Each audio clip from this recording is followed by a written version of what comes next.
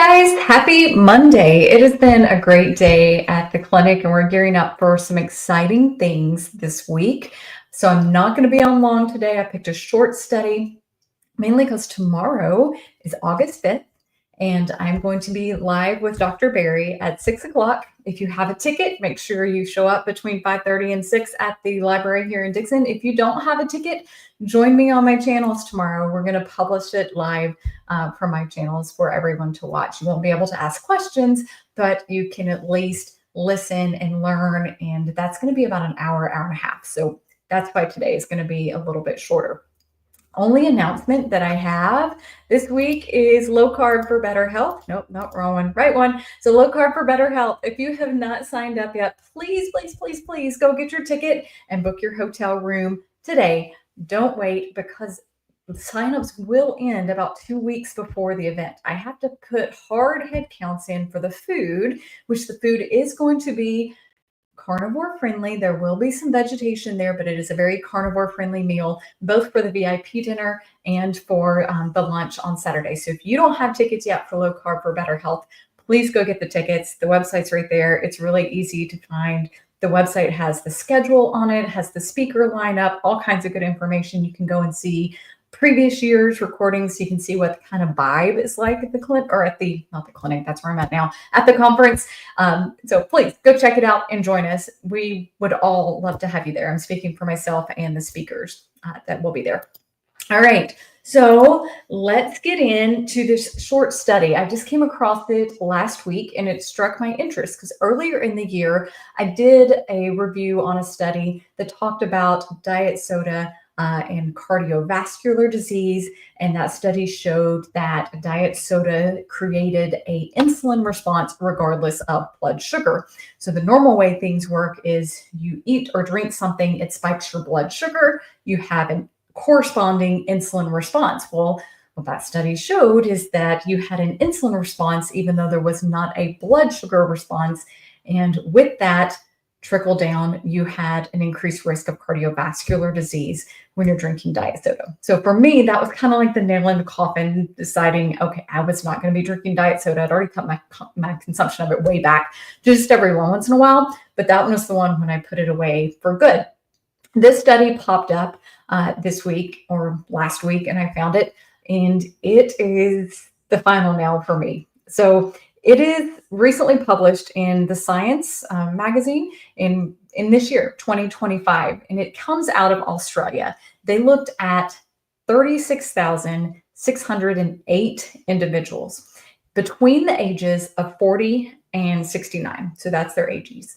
They tracked them for 14 years. So it's not like they just followed them for a hot minute. They just did 1 year or 2 years or even 5 years.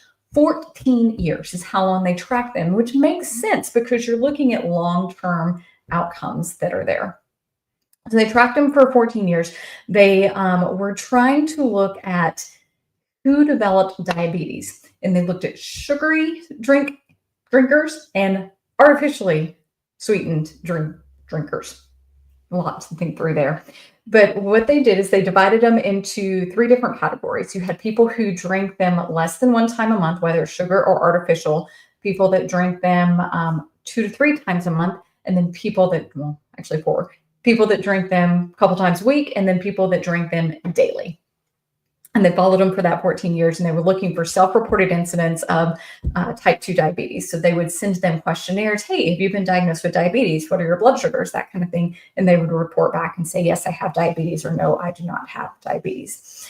The key findings. So when you look at those who drank sugar-sweetened beverages, there was a 23% increase of diabetes developing over that 14 years, compared from the smallest intake to all the other intakes. So for the people that were only drinking maybe 1 sugar-sweetened beverage a month versus someone who was drinking it 1 to 3 a month, 1 to 6 a week, or greater than 1 in a day. So once a month versus all other uses of sugar-sweetened beverages. And keep in mind, sugar-sweetened beverages isn't just soda. That's the main one we think about, but it can also be things like juices, teas, coffees, all of that kind of falls into the realm of sugar-sweetened beverages. So 23% increase with drinking that. Artificial sweetened beverages. Now, I believe this is talking about things like Splenda and aspartame and equal. I don't know that it specifically looked at or took out stevia or monk fruit or allulose. Even those are kind of more of recent sweeteners, and the other ones have been around for a long time. So I think we're looking at the traditional non-nutritive, non-sugar sweeteners. But they had an increased risk of 38% for developing type 2 diabetes. So, and this is compared to the people who had artificially sweetened beverages less than one time a month to all other uses, 38% increase. That's huge. That's more than the sugar sweetened beverage ones. That one kind of blew my mind there.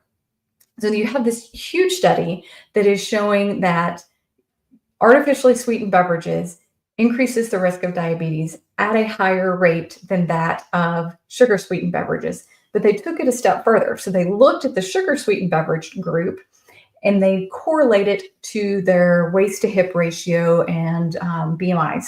What they found is when they removed individuals with a lower BMI, they no longer saw the correlation, the same strength of correlation of diabetes with sugar sweetened beverages. In other words, someone who was not obese, who is more slender, who drank sugar sweetened beverages, did not have the same risk as someone who is obese drinking sugar sweetened beverages. So they feel like it is the obesity that triggered that. Well, they tried to do the same thing with artificial sweetened beverages. So they looked in the BMIs overall, and what they found is when they removed the non-obese individuals from the group and took them out of the equations, it actually got to an even stronger correlation. That's like, whew, doubling down there. So there's a secondary mechanism that is making artificially sweetened beverages lead to diabetes, not just the blood sugar rise that's there.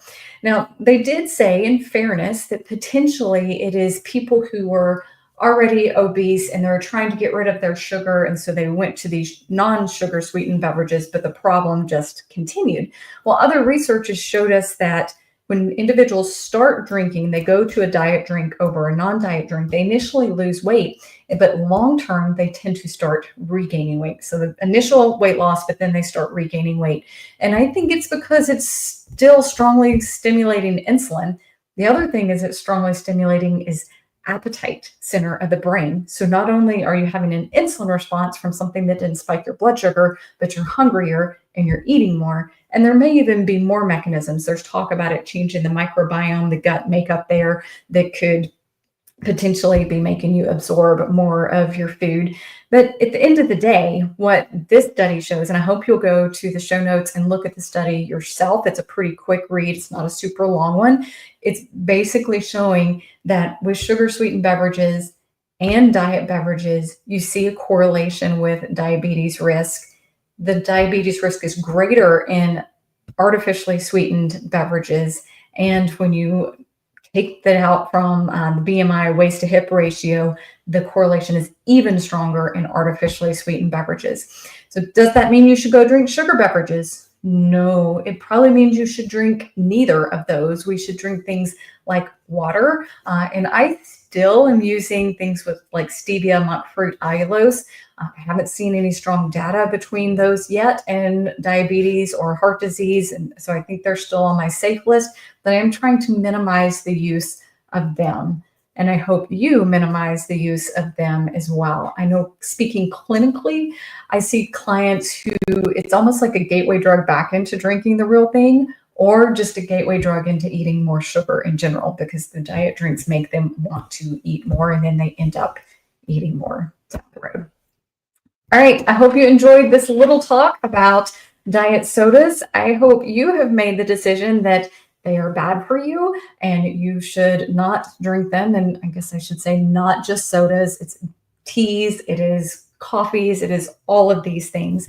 Choose your sweeteners wisely, choose your beverages wisely, and do your own research and decide what's best for your body. There are some people who don't tolerate stevia, monk fruit, and allulose. So consider something like a continuous glucose monitor that you can wear and track your own changes that's there. Take your own measurements. And if you are seeing weight gain happen when you're doing a sweetener like stevia, monk fruit, allulose, then that's not going to be good for you. If you see that your cravings are increasing when you're including those in your body, then those are not good for you and you need to back away from them.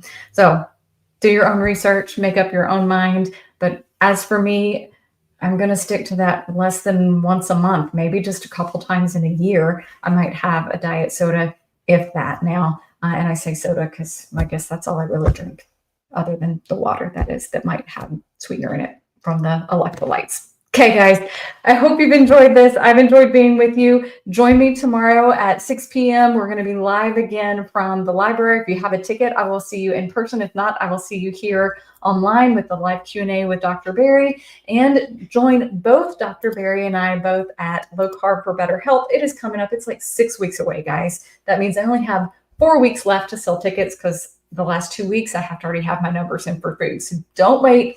Go get your tickets now. And I want to see you there. And I know he does as well, too. Okay, guys. See you tomorrow night.